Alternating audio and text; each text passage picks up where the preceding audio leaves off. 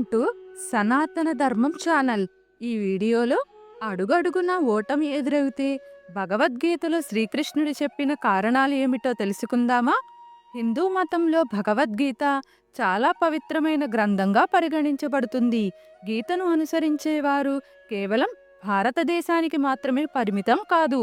గీతను చదివే వ్యక్తులు ప్రపంచవ్యాప్తంగా కనిపిస్తారు. మనిషి తన సమస్యలన్నింటికీ భగవద్గీతలో పరిష్కారం కనుగొనడని నమ్ముతారు. ఒక వ్యక్తి జీవితంలో ఓటమిని ఎదుర్కొంటున్నాడంటే తన జీవితంలో కొన్ని అలవాట్లు తప్పుగా ఉన్నాయని అర్థం. ఈ విషయం గురించి భగవద్గీతలో శ్రీకృష్ణుడు చెప్పాడు. పదే పదే ఓటమి ఎదురవుతుంటే మాత్రం మీకు కూడా ఈ అలవాట్లు ఉన్నాయేమో అని గమనించుకోవాలి. వెంటనే వాటిని వదిలేయాలి. లేకపోతే భవిష్యత్తు విషయంలో చాలా నష్టాలను భరించటానికి సిద్ధం కావలసి ఉంటుంది. అడుగడుగునా ఓటమి ఎదురవుతున్న వారు వదిలిపెట్టాల్సిన అలవాట్లేమిటో తెలుసుకుంటే తమ సంతోషానికి మాత్రమే ప్రాధాన్యత ఇచ్చేవారు, ఇతరులతో స్వార్థం కోసం మాట్లాడేవారు కొందరుంటారు. అలాంటి వారు జీవితంలో కష్ట సమయాలు వచ్చినప్పుడు ఇతరులను ఆదుకోరు. పైపెచ్చి ఇతరులకు నష్టాలు కలిగిస్తారు.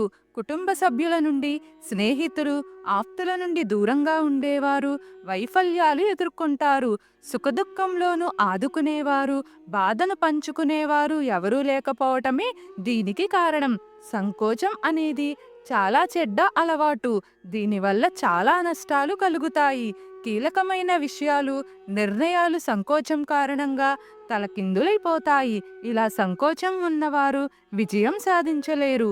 కేవలం సంకోచమే కాదు, అహం నిండిన వ్యక్తి కూడా జీవితంలో విజయం సాధించలేడు. ఎందుకంటే అహం ఉన్నవాడు తానే గొప్ప అనుకుంటాడు. ఇతరులు చెప్పేది వినడు.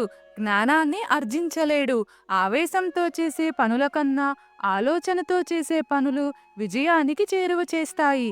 కాబట్టి ఆవేశం ఉన్నవారు ఎప్పటికీ విజేతలు కాలేరు.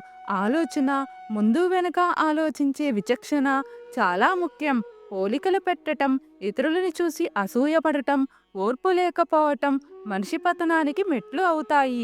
ఆత్మవిమర్శ, స్వీయ అవగాహన లేని వ్యక్తి విజయానికి దూరంగానే ఉంటాడు.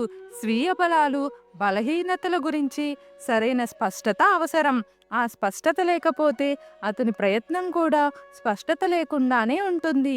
ప్రణాళిక పరంగా ఎప్పుడూ ఉండదు. ఇలా ఉంటే పొంతనలేని వ్యూహాలు తప్ప అవగాహనతో చేసే పనులు ఏమీ ఉండవు అని శ్రీకృష్ణుడు మనకి చెప్పాడు.